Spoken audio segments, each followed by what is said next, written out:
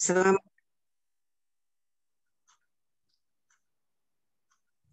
selamat datang di ibadah rumah tangga yang kita lakukan secara virtual melalui aplikasi Zoom pada malam ini. Sebelum memulai ibadah kita malam ini, bersama kita ambil waktu sejenak untuk bersaat teduh.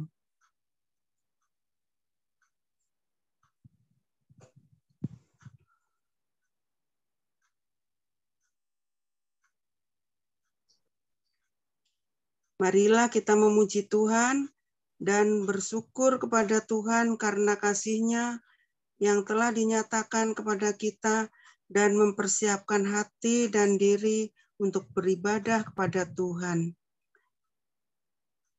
Kita memuji Tuhan dengan Kidung Jemaat 454 bait 1, indahnya saat yang teduh.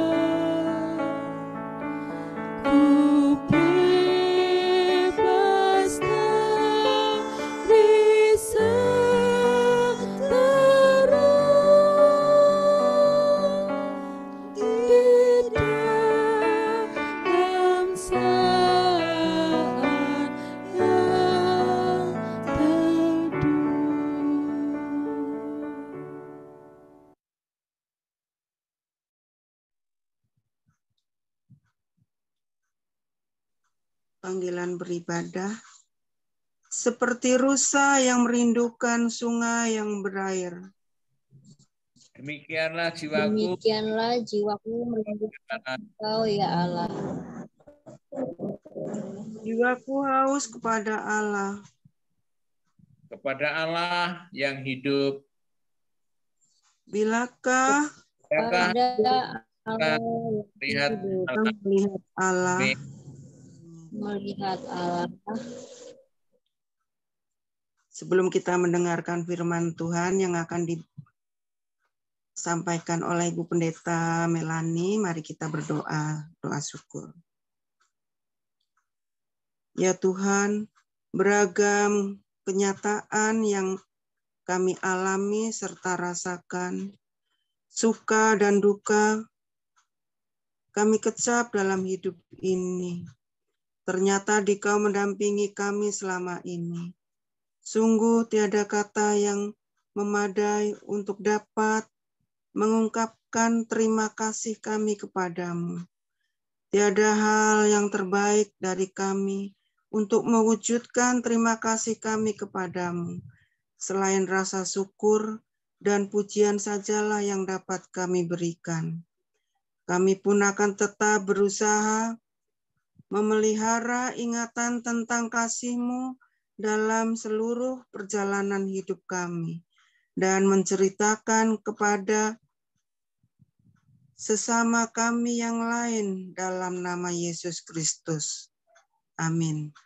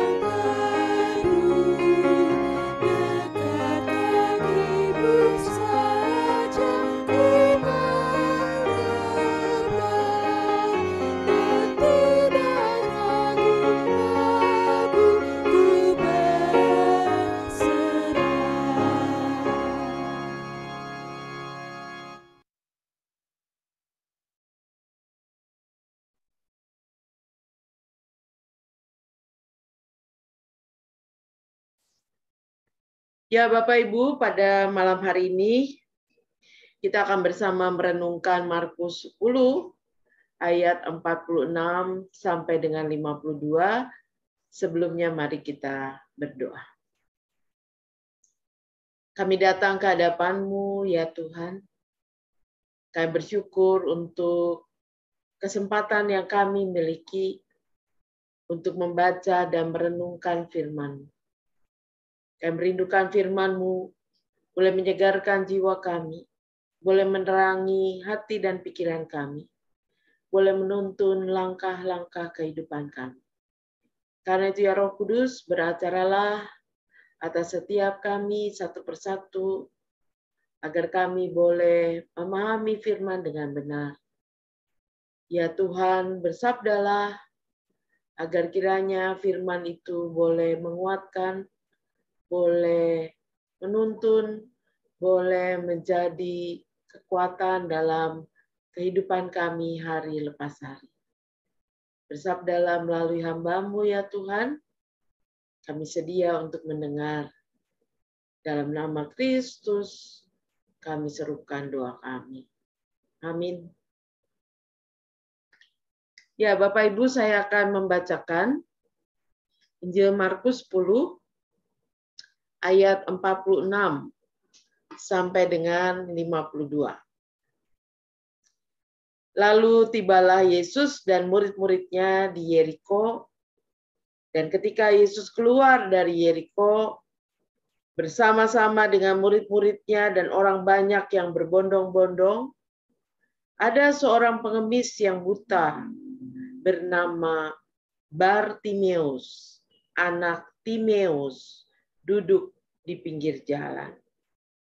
Ketika didengarnya bahwa itu adalah Yesus orang Nazaret, mulailah ia berseru, "Yesus anak Daud, kasihanilah aku." Banyak orang menegurnya supaya ia diam, namun semakin keras ia berseru, "Anak Daud, kasihanilah aku." Lalu Yesus berhenti dan berkata, "Panggillah dia." Mereka memanggil orang buta itu dan berkata kepadanya, "Kuatkan hatimu, berdirilah, ia memanggil engkau." Lalu ia menanggalkan jubahnya, ia segera berdiri dan pergi mendapatkan Yesus. Tanya Yesus kepadanya, "Apa yang kau kehendaki supaya aku perbuat bagimu?" Jawab orang buta itu, "Rabuni," supaya dapat melihat. Lalu kata Yesus kepadanya, "Pergilah, imanmu telah menyelamatkan kau." Pada saat itu juga melihatlah ia. Lalu ia mengikuti Yesus dalam perjalanannya. Demikianlah Injil Yesus Kristus.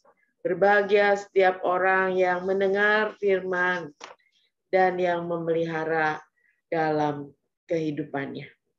Haleluya. Bapak Ibu yang saya kasih di dalam Tuhan, siapa yang pernah mencoba untuk menutup matanya beberapa saat, ya kecuali dalam berdoa ya. Kalau berdoa kecenderungan kita pasti menutup mata. Tapi tidak dalam keadaan berdoa, mungkin kita sedang berjalan atau kita sedang melakukan sesuatu dan kita menutup mata kita, katakanlah dalam hitungan 3-5 menit, ya. Juga bukan dalam keadaan tidur, ya. Saya yakin kita tidak tahan berlama-lama tidak melihat, ya. Kecuali kita tidur, kecuali kita berdoa, pasti kita melihat, ya. Tetapi kecenderungan dari kita adalah kita tidak tahan kalau kita tidak bisa melihat. Kalau mati lampu dan blas, tidak ada nyala sedikit pun, kita tidak tahan. Itu menunjukkan bahwa orang berada dalam situasi buta, tidak bisa melihat, itu tidak mudah, ya. pasti dia akan mengalami hambatan. Ya, kalau berjalan dia hati-hati jangan sampai kejeblos, jangan sampai terantuk gitu ya. Kalau kita memperhatikan di trotoar-trotoar kita, seharusnya sudah ada jalur untuk orang yang membutuhkan tuntunan, yaitu orang tunanetra ya. Jalur ketika ada tehel yang lurus, nah berarti dia tinggal jalan lurus, ada tanda-tanda yang membuat dia bisa berhati-hati. Tetapi kita tahu juga seringkali itu tidak banyak menolong karena trotoar seringkali dipakai untuk berjualan. Sehingga orang-orang yang membutuhkan arahan itu akan kesulitan. Nah, saudara-saudara, Bartimeus adalah salah seorang buta, seorang yang dikatakan pengemis yang buta. Seorang yang buta ada kecenderungan, apalagi pada masa Yesus saat itu, ya, yang pasti belum ditemukan huruf Braille pada saat itu, ya. Seorang buta pilihannya adalah mengemis. Kalau saat ini orang buta bisa tetap bersekolah, bisa tetap belajar karena ada huruf Braille yang akan menolong. Ada teknologi yang memudahkan. Tapi pada saat itu Bartimeus sebagai seorang pengemis buta tidak punya pilihan kecuali dia meminta-minta. Tetapi dia mendengar bahwa Yesus akan melewati daerahnya. Yesus bersama murid-murid dan orang banyak yang berbondong-bondong melewati daerah. Saudara-saudara, kemanapun Yesus pergi pasti ada pengikut yang banyak. Dan orang buta ini tahu bahwa Yesus itu adalah juru selamat dan penyelamat yang sanggup menyembuhkan. Karena itu ketika didengarnya bahwa Yesus orang Nazaret itu datang melewati jalan di mana dia biasa duduk dan mengemis, maka berserulah Bartimeus itu. Yesus anak Daud, kasihanilah aku.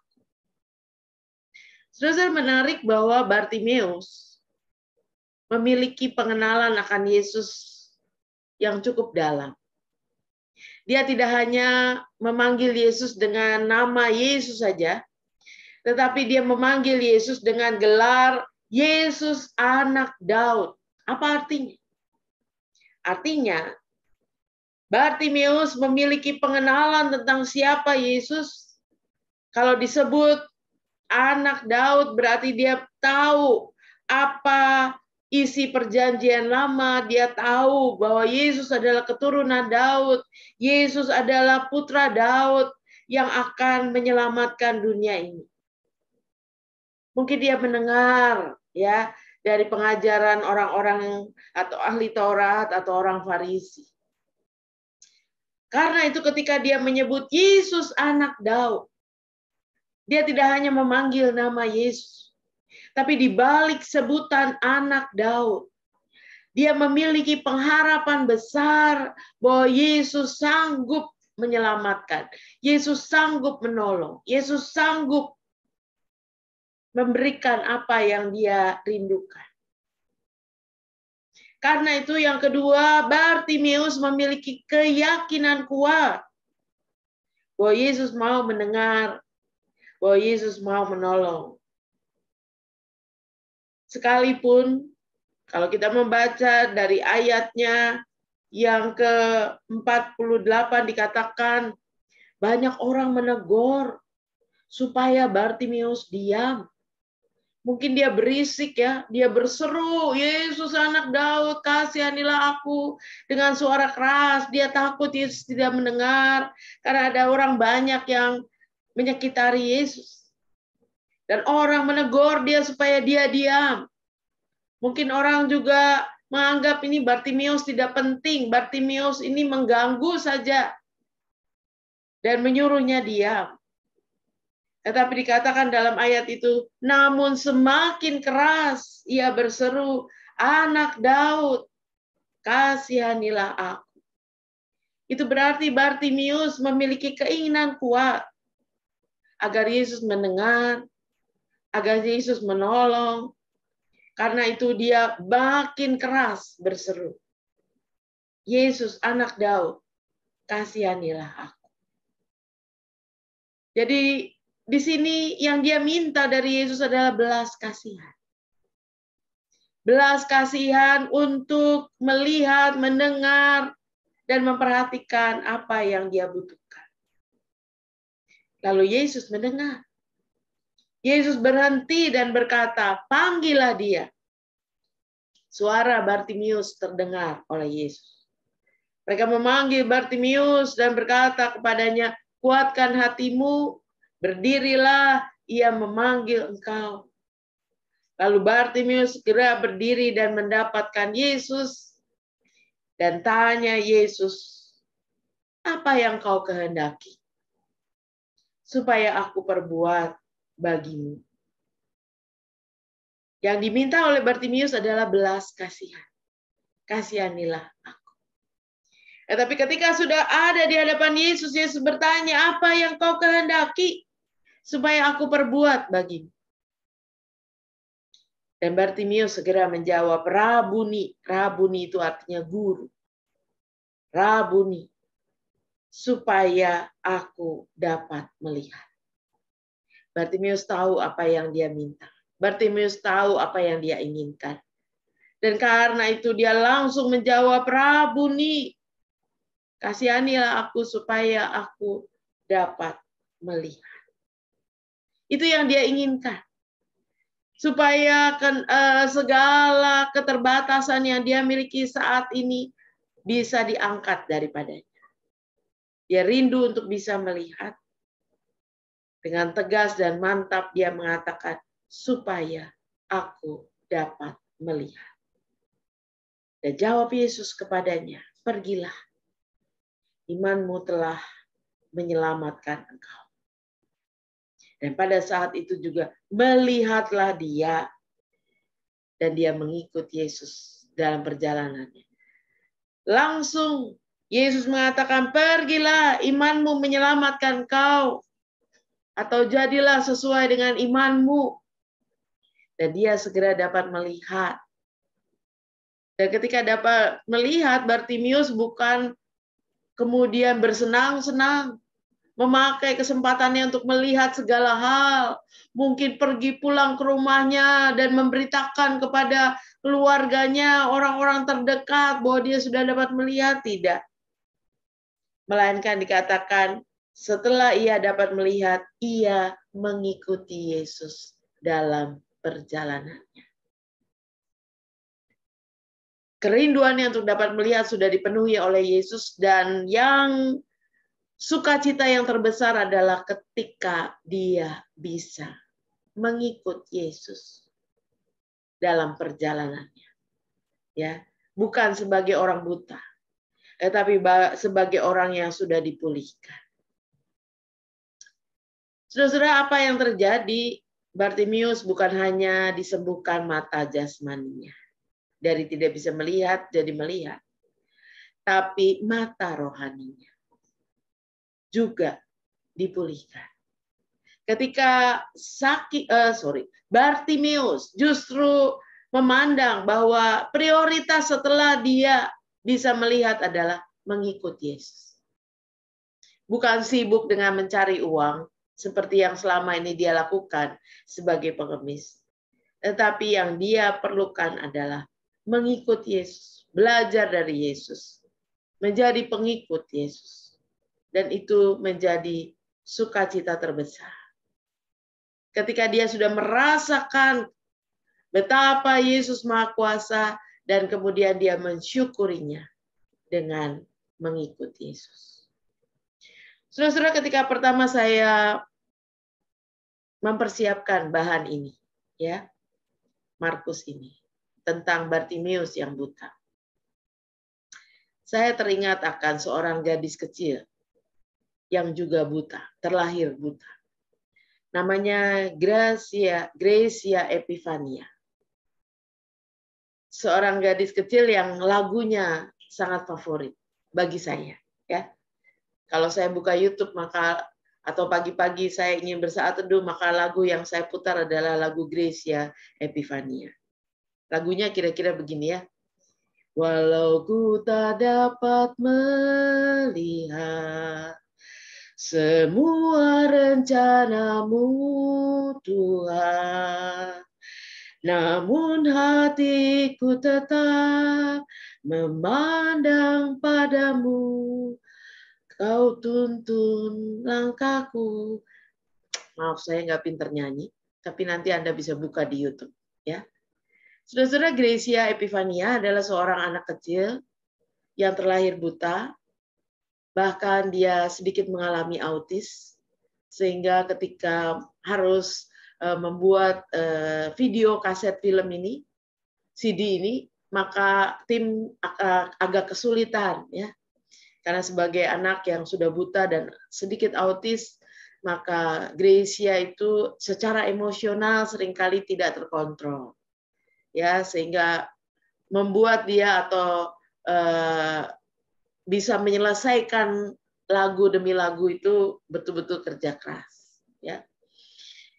Nah, Gracia Epifania adalah seorang anak kecil yang mengatakan dalam lagunya, walau ku tak dapat melihat semua rencana-Mu, Tuhan, namun hatiku tetap memandang padamu, sebab Kau tuntun langkah. Saudara-saudara, dalam praktek kehidupan, dalam realita kehidupan, Gracia Epifania adalah salah seorang yang terlahir buta dan tetap buta, ya. Tetapi dalam kondisi seperti itu pun bukan berarti tidak bisa bersyukur. Bukan berarti kemudian menganggap bahwa Tuhan meninggalkan dia. Tetapi justru kata-kata dalam lagu itu mau mengajak kepada kita bahwa ketika kita berada dalam keadaan yang sulit, entah sakit, entah buta, entah mungkin dalam keadaan kedukaan, dalam keadaan kesulitan, pergumulan, yang harus kita serukan kepada Tuhan adalah, Tuhan, walaupun aku tidak dapat melihat rencana-Mu, biarlah tetap hatiku memandang kepadamu. Aku tidak meninggalkan Tuhan, aku tidak lari dari Tuhan, aku tidak memberontak kepada Tuhan, tapi aku tetap memandang Tuhan. Artinya aku tetap mencari Tuhan. Supaya Engkau, Tuhan, menuntun langkah. Nah, saudara-saudara, salah satu anugerah Tuhan adalah menolong kita untuk memenuhi panggilan di dalam kehidupan kita. Ada orang-orang yang sakit disembuhkan, puji Tuhan. Tapi ada orang-orang yang mungkin sakit, tapi terus harus mengalami kondisi yang lemah. Sama seperti Paulus yang mengatakan kepada Tuhan, minta kesembuhan, tapi Tuhan mengatakan cukup kasih karunia-Ku kepadamu, sebab justru dalam kelemahan, kuasa Tuhan menjadi sempurna. Ada orang-orang yang mengalami situasi-situasi lemah, tetapi justru di dalam kelemahannya dia mengalami kekuatan daripada Tuhan. Nah, bagaimana supaya kita bisa melihat, mengerti rencana Tuhan? Sebab seringkali kalau kita memandang hidup ini dari kacamata kita, maka seringkali kita memandangnya dengan kacamata kekhawatiran. Sama seperti kita pakai kacamata yang mungkin warnanya agak hitam. Melihat segala sesuatunya suram. Ya. Melihat dengan pesimis. Karena apa? Mungkin kita sedang dalam penderitaan. Kita sedang dalam kesulitan. Kita sedang dalam pergumulan. Justru mungkin kita tidak seperti Bartimeus. Kita semua bisa melihat. Tuhan mengaruniakan mata yang membuat kita melihat, puji Tuhan. Kita bukan orang buta. Tetapi bukan berarti tidak buta secara lahir, ya, itu berarti kita sungguh-sungguh bisa melihat. Sebab yang dimaksud adalah bagaimana kita bisa melihat dengan mata iman. Siapa Tuhan? kasih Tuhan, penyertaan Tuhan. Saudara-saudara, memandang hidup dari kacamata Tuhan berbeda dengan memandang hidup dari kacamata kita. Kalau kita memandang hidup dari kacamata kita, dari kekhawatiran kita, dari kebingungan kita, dari keterbatasan kita, maka yang terjadi adalah seringkali kita mengeluh. Kita khawatir, kita merasa lemah, kita merasa tidak bisa, tidak mampu. Tetapi kita diajak untuk melihat dengan kacamata Tuhan. Dan ini yang tidak gampang. Ini yang kita butuh hikmat Tuhan. Bapak Ibu pernah membuat kristik, mungkin kalau ibu-ibu suka membuat kristik ya. Saya waktu kecil di tingkat SMP, SD gitu kan sudah mulai ada prakarya bebas. Maka kalau ada prakarya bebas, saya akan memilih membuat kristik. Karena saya senang membuat kristik. Waktu saya buat skripsi, ya, saya langsung membeli kristik yang besar. Ya. Jadi kalau lagi stres bikin skripsi kan capek, ya bosen. Kemudian Pak Eriknya juga sudah di Bekasi, ya sudah lulus duluan, jadi kami berjauhan. Maka yang saya lakukan adalah saya bikin kristik. Kalau lagi bosen bikin skripsi, saya pindah ke kristik. Maka akhirnya skripsinya selesai, kristiknya juga selesai, ya. Jadi satu gambar pemandangan yang sampai sekarang saya masih simpan. Nah, Bapak Ibu, kalau kita melihat kristik, ada seorang oma yang sedang membuat kristik, lalu ada cucunya yang duduk di lantai. Ya, omanya lagi duduk, kemudian bikin kristik, cucunya lagi duduk di lantai. Cucunya itu ngelihat ke atas, omanya lagi bikin kristik, lalu cucunya ini bilang, "Oma bikin apa sih jelek amat?" Sebab kalau dilihat dari belakang, kristik itu jelek. Yang ada adalah benang yang agak nggak jelas gitu ya, kesana kemari, warnanya juga tidak jelas. Kalau dilihat dari belakang, kristik itu tidak indah. Lalu Oma bilang jangan lihat dari bawah dong, ayo lihatnya dari atas. Sebab kalau lihatnya dari atas, kristik ini membentuk sesuatu, entah gambar bunga, gambar pemandangan, gambar binatang. Kalau dilihat dari atas, apalagi sudah selesai, kristik itu indah. Ya. Saudara-saudara, seringkali kita melihat hidup ini dari kacamata kita. Kita melihat hidup ini sulit, suram, ya, penuh dengan segala hal yang mengkhawatirkan. Tapi saudara dan saya diajak, mari kita memandang hidup ini jangan dari kacamata kita, tapi dari rencana Tuhan. Dan ini yang tidak gampang. Walaupun kita bukan orang buta, tapi kita harus berseru kepada Tuhan, Tuhan ajar, Tuhan buatlah mataku bisa melihat rencanamu. Karya penyertaan Tuhan dalam hidupku. Bahwa Tuhan tidak meninggalkan kita. Sebab iman yang hidup bukan sekadar kita bertahan, ya bertahan hidup.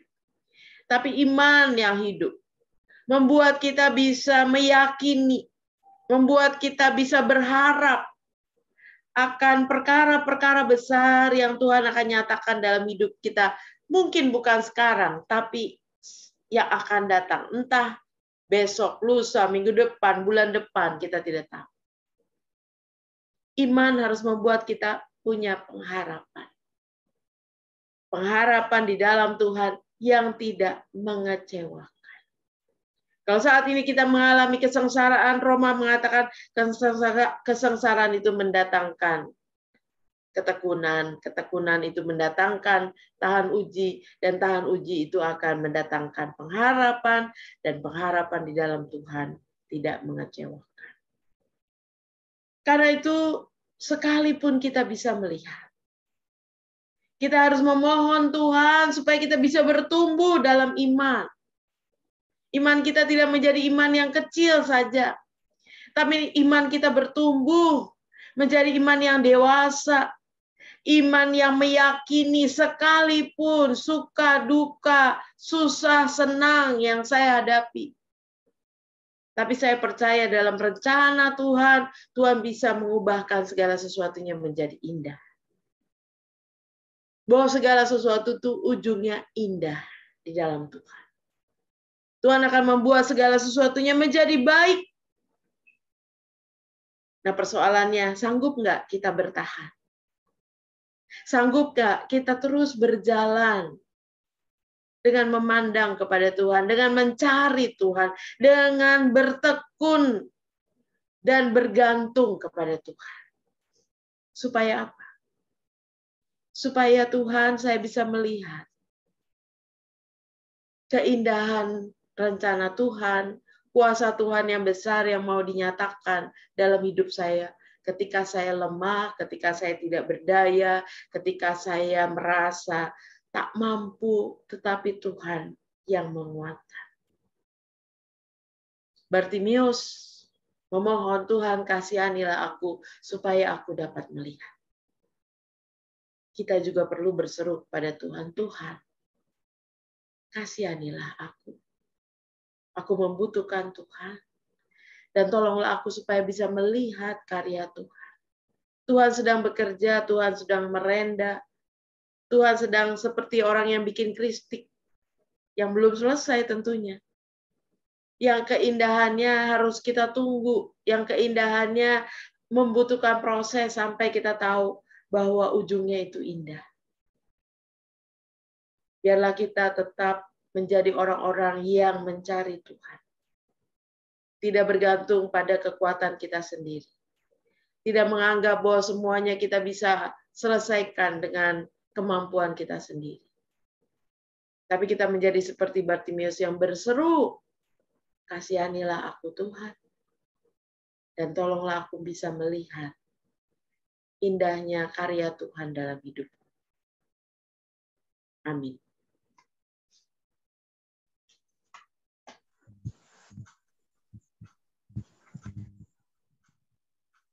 Tidak putus-putusnya berkat Tuhan bagi kita dalam hidup ini, selalu baru setiap hari. Ia tahu kebutuhan kita dan selalu memenuhinya berdasarkan kehendak-Nya. Karena itu, marilah kita memberikan persembahan dengan hati yang tulus dan ikhlas. Sebab Tuhan berkenan akan persembahan yang diberikan dalam ketulusan dan keikhlasan. Diberikan kesempatan kepada jemaat untuk memberikan persembahan sebagai ungkapan syukur penyertaan Tuhan dan upaya mendukung segala penata layanan di GKP Fata Cakung yang dapat dikumpulkan dan diserahkan di amplop yang dapat diserahkan pada kebaktian minggu atau ditransfer ke rekening BCA dengan nomor rekening yang tertera di layar Zoom Bapak dan Ibu. Mari kita dengan penuh sukacita membawa persembahan kepada Tuhan dengan bersama menyanyi Terima Kasih Tuhan.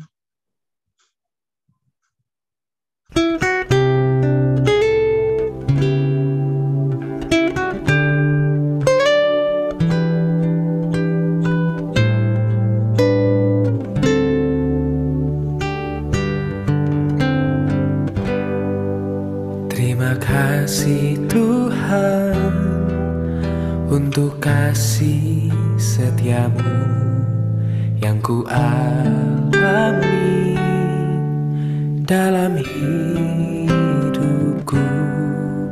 Terima kasih Yesus untuk kebaikan-Mu sepanjang hidupku. Terima kasih Tuhan untuk kasih setiamu yang ku alami dalam hidupku. Terima kasih Yesus untuk kebaikan-Mu sepanjang hidupku. Terima kasih Yesusku buat anugerah yang Kau beri, sebab hari ini Tuhan adakan syukur bagimu. Terima kasih Yesusku buat anugerah yang Kau beri, sebab hari ini Tuhan adakan syukur bagimu. Sebab hari ini Tuhan adakan syukur bagimu. Oh, sebab hari ini Tuhan adakan syukur bagimu.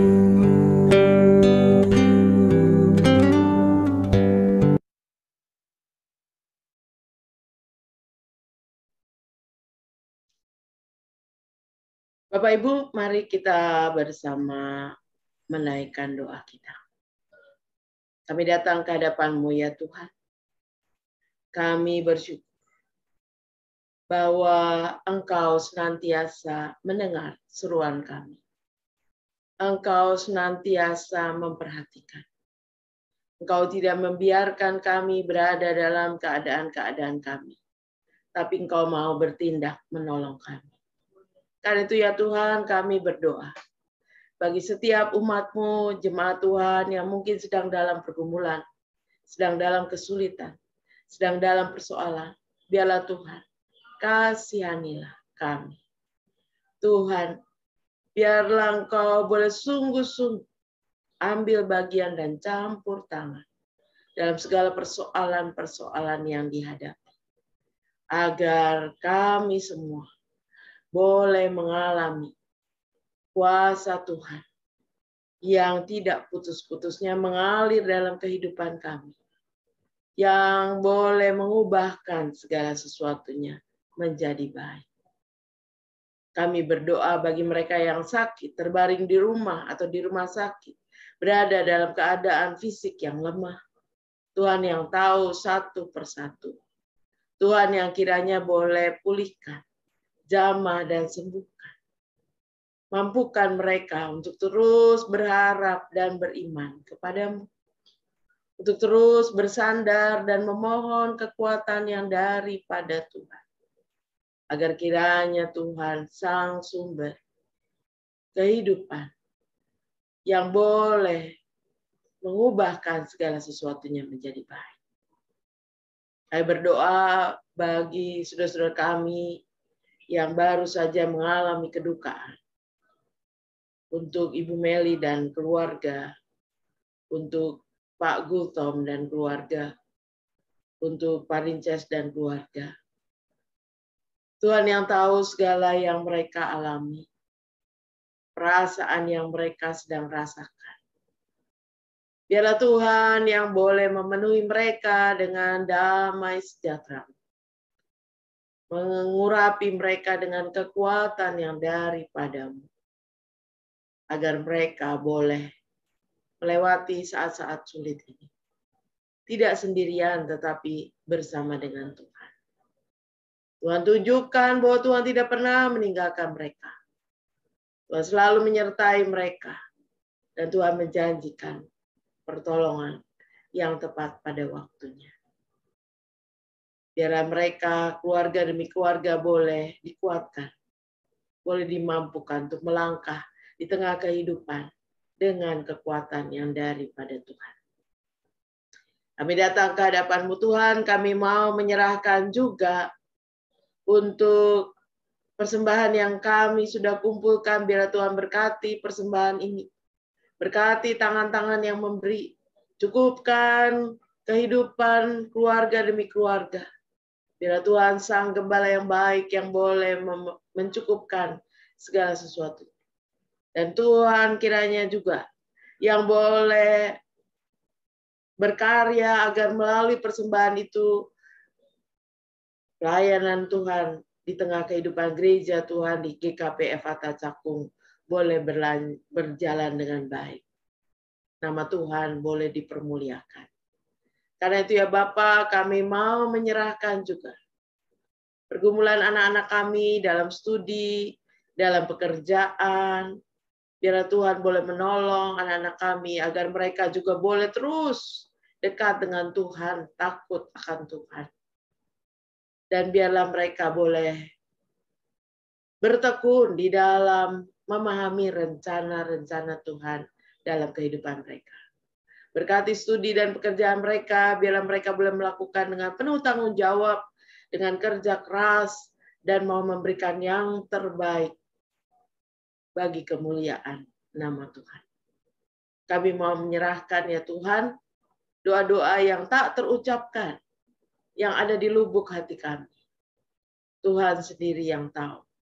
Biarlah Tuhan yang boleh mendengar, Tuhan yang boleh campur tangan dan memberikan segala yang baik. Karena itu kami mau menyerahkan segala sesuatunya hanya ke dalam tangan Tuhan.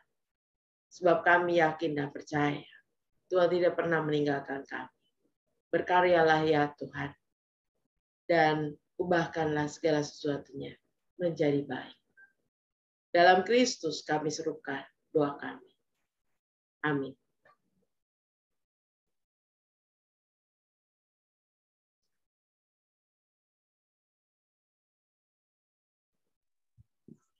Sebagai lagu penutup, mari kita memuji Tuhan dengan nyanyian Walaupun Ku Tak Tahu Dapat Melihat.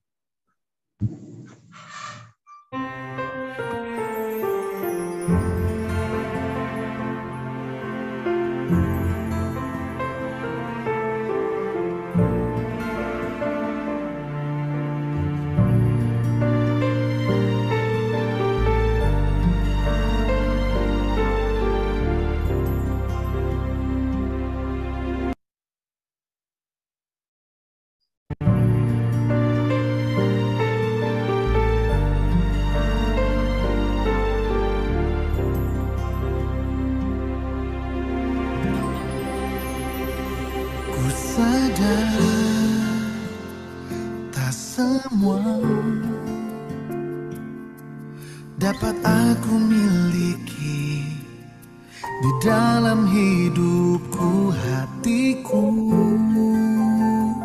percaya rancanganmu bagiku adalah yang terbaik. Walau ku tak dapat melihat semua rencanamu Tuhan, namun hatiku tetap memandang padamu. Kau tuntun langkahku. Walau ku tak dapat berharap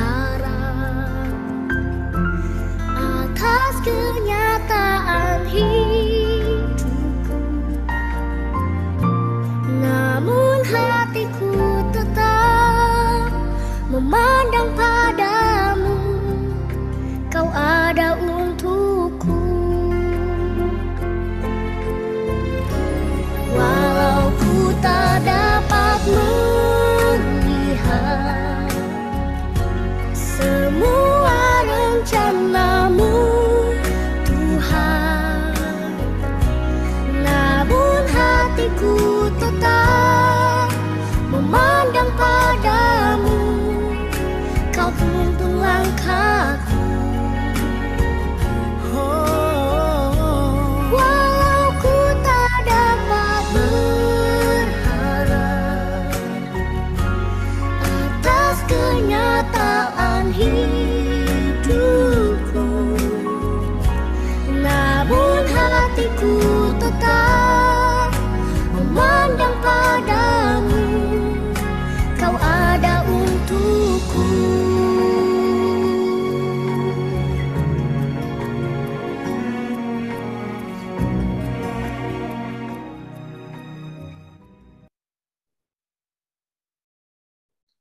Mari kita bersama mengarahkan hati dan pikiran kita kepada Tuhan untuk menerima berkat Tuhan. Kiranya kasih karunia Tuhan Yesus Kristus, kasih Allah Bapa yang sejati, dan persekutuan Roh Kudus boleh menyertai saudara sekalian dari sekarang ini sampai selama-lamanya. Amin.